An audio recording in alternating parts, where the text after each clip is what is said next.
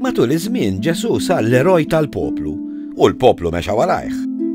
Iżda l-kbarat tal-Lut kienu jħarsu leħ b'mod ieħor.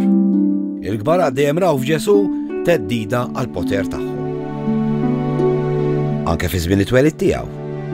Ir-re Erodi jibża mill-aħbar li twielet is-sultan tal-Lut u jordna li jinqatlu s-subin kollha minn sentejn l-isfel. Kellna naħarbu lejn l-Eġittu. Kien der li Anġlu qalli li kien hemm il-periklu għalina u ħrabna u għamilna ftit żmien mhux ħażin hemmhekk. Ġejna lura fil-fatt meta sirna nafu li Erodi kien miet. Dak iż-żmien il-Palestina kienet maħkuma minn Ruma u l-poplu kien jibża mir-Rumani.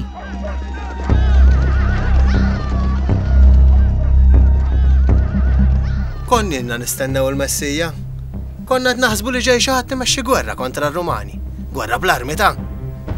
Ġesu ġib ix-xelem l-imħabba, mhux il-gwerra. U dana meta kien isemmi saltna kulħadd kien jifhmu bir-Rumani u s-soldati kif konna narawhom kuljum. Ħadd ma kien jifhmu. Però in-nies xorta nġibdet lih. L-ewwel segwaċi ta' Ġesu kienu dixxipli ta' Ġwanni l-Battista.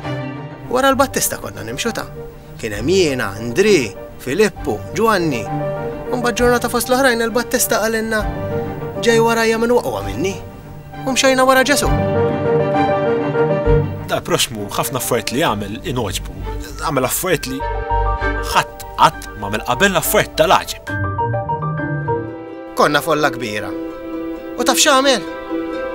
Kellna 5 ħobżiet u 2 ħutiet u ta' jkoll lil kulħadd minnhom.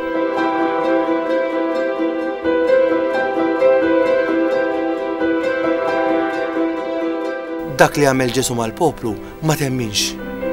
Fejn qatt smajna aħna jiġi wieħed għami u f'daqqa waħda jiġi jara. Ġabulu wieħed għami, Ġesu għamel idejh fuq għajnejh u ġi jara.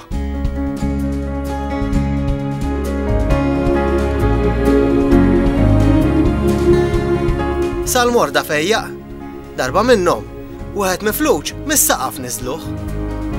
U Ġesu qallu, nubietek maħfura. Imma n-nies ma kienx biżżejjed ta'. U Ġesu fejqu. U dal-miflux qabad qamu telaq, jimxi.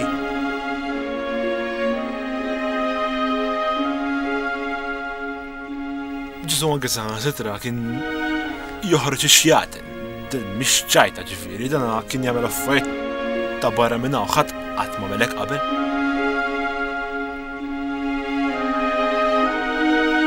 Għamel ħafna mirakli anka keċċa xjaten, imma bla dubju l-ikbar meravilja li għamel għalija Ġesu kien li qajjem lil-ħija Lażru mill-mewt. Lażru kien diġà ilu xi 3 ijiem mejjed kien kważi beda jrejjaħ. Imma meta rajtu li qajmu mill-mewt, żgur kienet l-ikbar ħaġa li għamel Ġesu għalija. Kien hawn ħafna profeti oħrajn, imma bħal Ġesu żgur qatt ma kien hawn. Lazarus!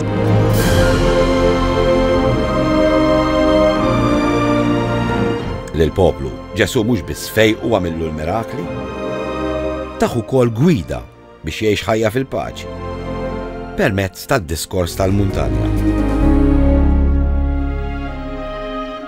Ħenjin dawk li jġibu l-paċi għax jissejħuli Alla. Ħenjin dawk li safja f'qalbhom huma jaraw l-Alla. Ħenjin intom meta jgħajrukom u jiktbu fuqkom minħabba fija. Ħlaskom kbir fis-sema. Il-poplu ħabbu, iżda mhux l-istess il-kbarat. Meta qalilna li huwa raj tajjeb, il-kbarat ma ħadux gost. Il-kelma raj ma tfissirx biss mexxejta merħla, imma tfisser mexxejta poplu. U mbagħad qalilna li huwa tajjeb, alla l-oħra x'kienu ħżiena? Da vera. Il-kbarat tal-poplu, l-qassisin il-kbar kienu kellhom poter politiku poter reliġjuż, kienu opportunisti. Fit-tempju kellhom ħafna negozju. Fi żmien il-għid kienu jbijaw ħafna. U l-mulej malli ra hekk irrabja, qabad isabbat u jolli l-imwejjed u qalilhom it-tempju għamiltuh qar tal-ħallelin. Mhux faċli itkellem hekk il-kbarat. Qatt ma daqqiegħed il-verità.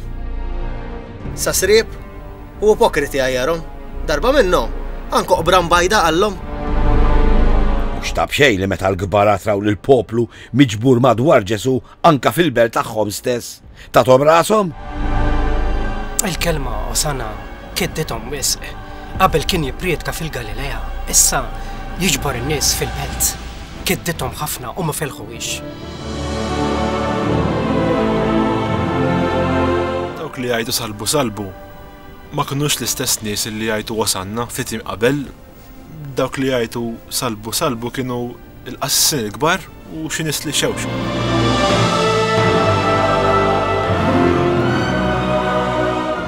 Meta qegħdin naraw il-lut hemmhekk meta bdew jgħidu salbu ftit qabel bdew jgħidu islim għalih, għandek element ta' grupp, għandek element ta' li inti qed tidentifika lilek innifsek ma' grupp. Issa jista' jkun grupp politiku pereżempju dak iż-żmien, iva jista' jkun li nies tagħmel eżatt kif tara l-ħaddieħor li tagħmel.